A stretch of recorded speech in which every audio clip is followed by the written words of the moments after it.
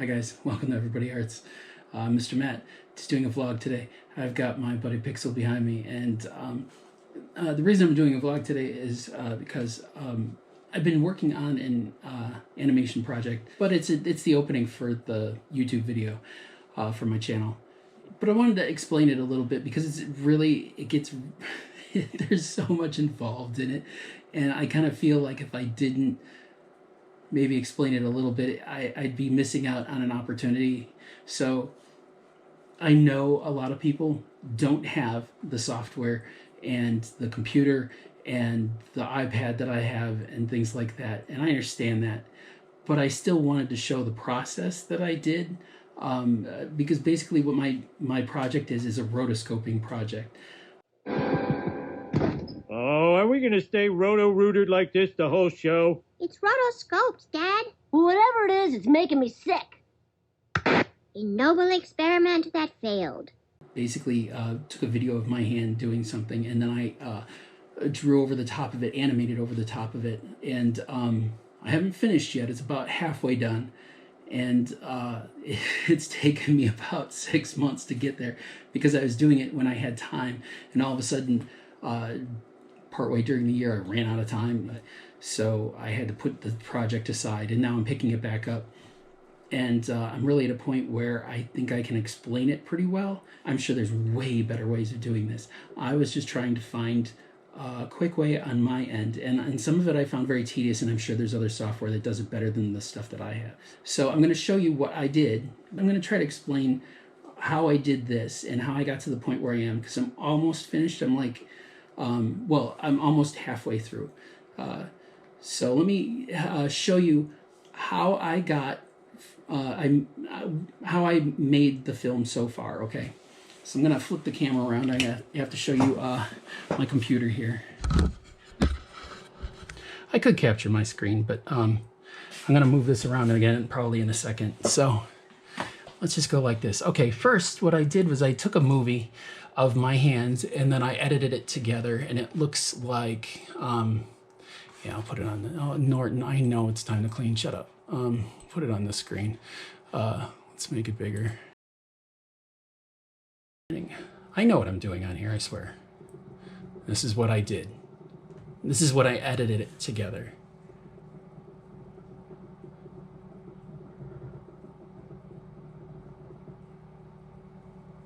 You can see that lovely bit of editing in the end where I just took the flat piece and I brought it down. That's what I wanted my final piece to look like. After I made all those edits, in this particular software, you can share or export image sequences. So basically you're exporting this whole video as individual JPEG files, which are, image files, which is crazy because there's a lot.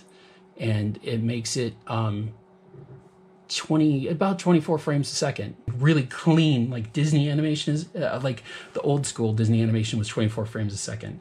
And I actually did export all those JPEGs. I'll have to show them to you now on my iPad. So let's cancel this and then go over to my iPad, and I'll show you all the work I did over there. We're back over here on my iPad. I'm trying to keep the glare down to a minimum, but I don't think it'll be too distracting once I get off the black screen. What I wanted to show you really was a couple of things. I don't think I have anything open right now. Oh, I do. I have the two things open that I wanted to. Okay. Let me show you how I brought this in, okay? Because it's kind of weird. For Procreate, this is what I had to do.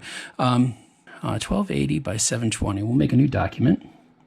The reason I do 1280 by 720, I get, if you go into canvas size or canvas information, it seems kind of small. I make sure it's 300 DPI. It looks a little small. I mean, I'm making it usually for iPads and things like that. It still looks good on the big screen. But if you go into layers and things like that, maximum layers 250, I actually got really close to that when I was doing this. If you're making animation in Procreate, that's gonna get you really close. Now, they have a lot of animation tools in Procreate. I don't really think I used specifically those tools.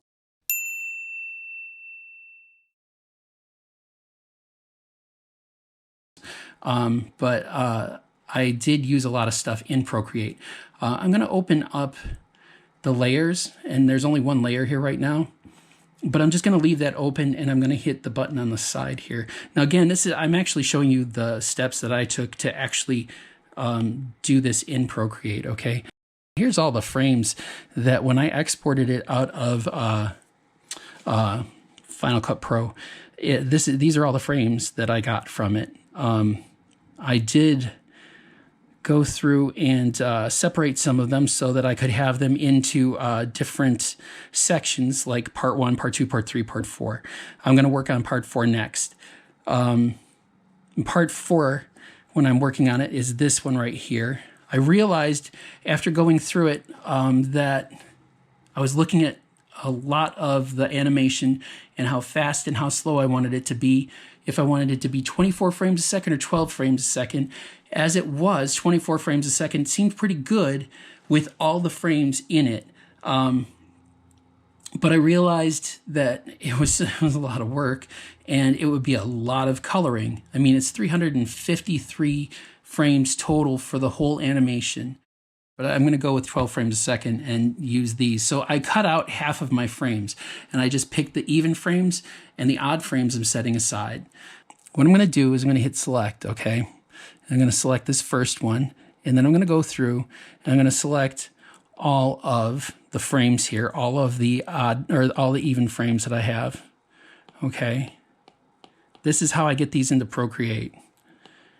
And these are in my files right now. I saved them, they're on iCloud. See, it says they're on iCloud right now. But I select them all. Now, if I hold my finger down on them, there you go. If I hold my finger down on it now, see how it says I have 29 selected? I'm going to go press this button twice, and I'm going to go hold it over Procreate, and it's going to open Procreate. And I still have those 29 files selected. If I drag that over layers and let go, look what happens. It pops all of those pictures into Procreate. Now here's something that's very important that I figured out later. It goes from the bottom to the top when it animates in Procreate, when it sends out an animation.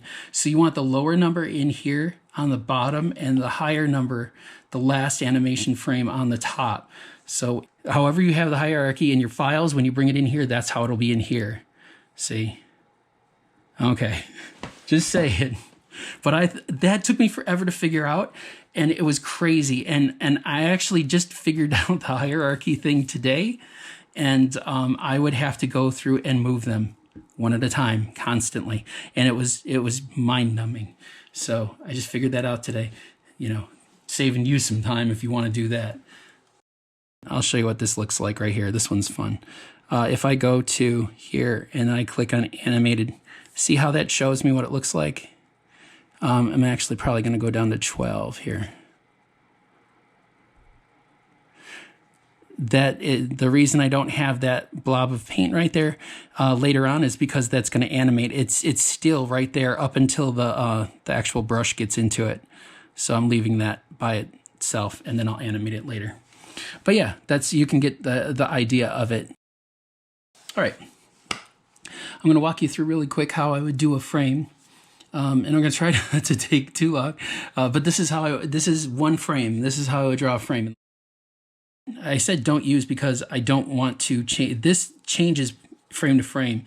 This one I want to stay the same, so I want to have an original untouched here. So I'm going to copy this, and I'll show you how I do that.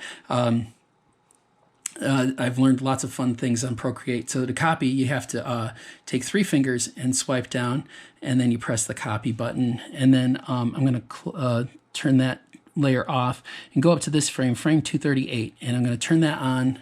Actually, I have to select that. If you select a frame and then you paste something, it'll paste it right above it. Now we go look, see, it's inserted right immediately above the one I had selected. So I'm just going to take that and I'm going to pop it down. You can see that the window for the one that I want it to be grouped with is highlighted. So now it makes a new group, but I'm just going to name that 00238.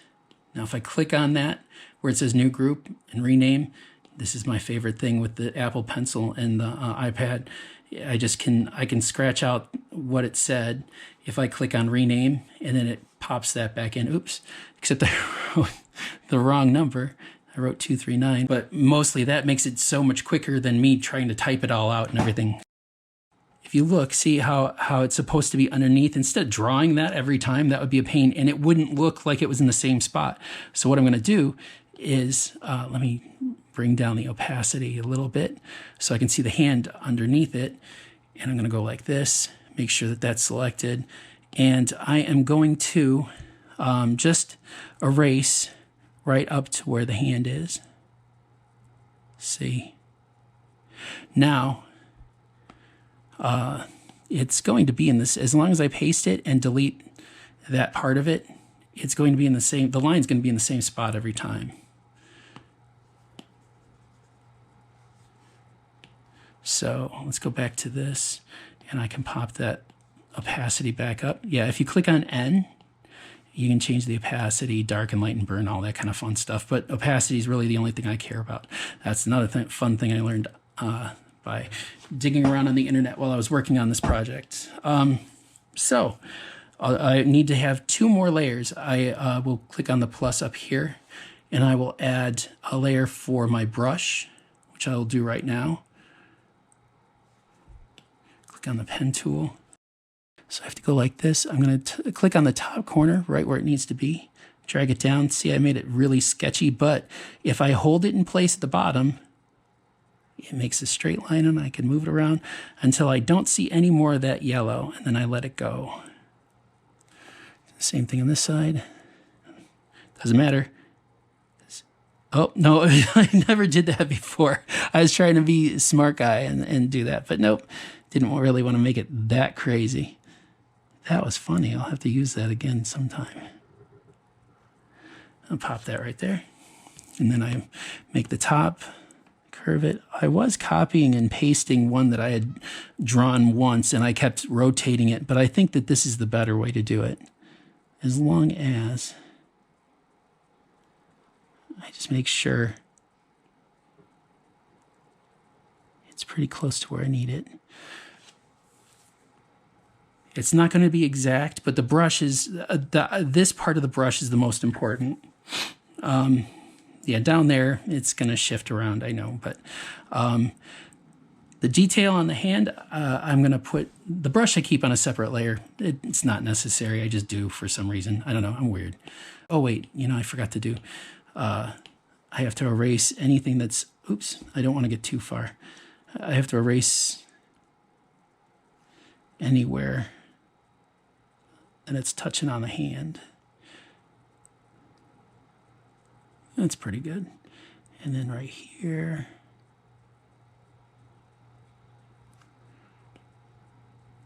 the hand lines will cover up any, like there's a little kind of hiccup right there, but that's okay.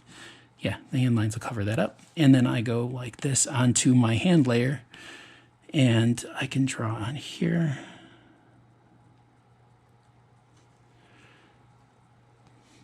Don't like that. Hold on a second. I have to be pretty consistent on all of these.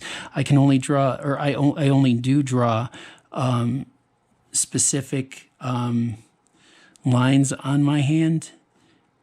Like this one I will. That's not perfect. And I try to get them right where they need to be.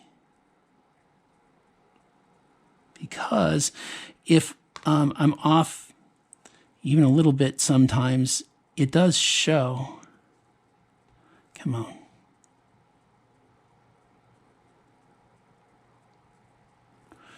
And especially now that I'm using less drawings, I think it'll make a difference.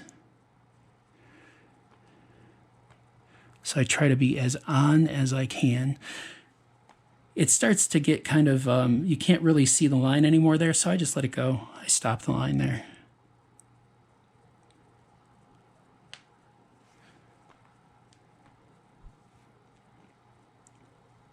I've talked about having a natural arc to your hand, a natural curve. So like I try to, I always move around the page when I'm drawing. I don't tend to, and I get weird lines sometimes because I'm moving it like I just did, but that's okay.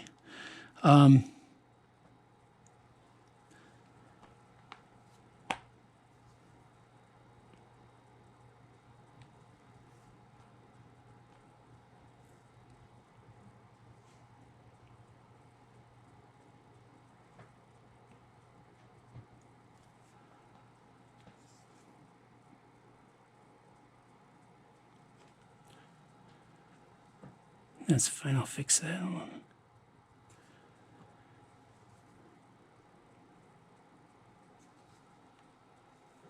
Those are the only lines I think I said. Yeah, there's only a few lines.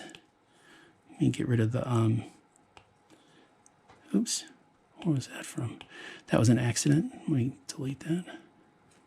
Some of the stuff that's on the inside, like the other fingers and things, are in shadow, and I'm going to do the shadows in the color layer. So a lot of that will be done in color, so you'll see the other things. I only really draw like that and that and that and the fingernail. Those are the only real details I have on the hand. I try to keep it very blank, very clean. Otherwise, it gets overwhelming. If you have too many details, everything kind of flutters. I want to keep them as tight and as clean as possible. So that's why I try not to put too much on here. And that's how long it takes me to do one frame. So yeah, I have to do a bunch more of those. And I was doing about 353 before, give or take, because I have some hold frames and stuff. But that's where I'm at right now. I'm on my last few. But see, at the end, it kind of rotates and things, and I'm going to have to do some some definite animation, not just rotoscoping, because it's going to look kind of odd, I think, otherwise. So some morph kind of animation. It'll be fun. But that's where I'm at, and then I'll show you some more stuff when I do the coloring. The coloring is going to be neat too, because I'm going to try to do some pretty interesting things with that. Again, this is just a vlog, just to kind of show you what I'm doing. And it's only when I get time. The kids know, like when they're in school, if if I'm done with the bills and the groceries and all that kind of garbage, I'll just sit there and I'll veg out and draw. It's kind of nice. It's like meditating. It really is. It's awesome. I love just to kind of sit and draw. It's like the best way to calm myself and just kind of chill, So I hope you enjoyed hearing about it, learning about it, and I'll try to add some interesting things just to show you I'll show you the actual video that I have done so far, and I hope you enjoy looking at it and hearing about it. Hopefully the piece will be finished, in the near future, and you'll get to see it then. All right, you guys take care, and be good to each other, be good to yourself, and I will talk to you soon. All right, bye-bye.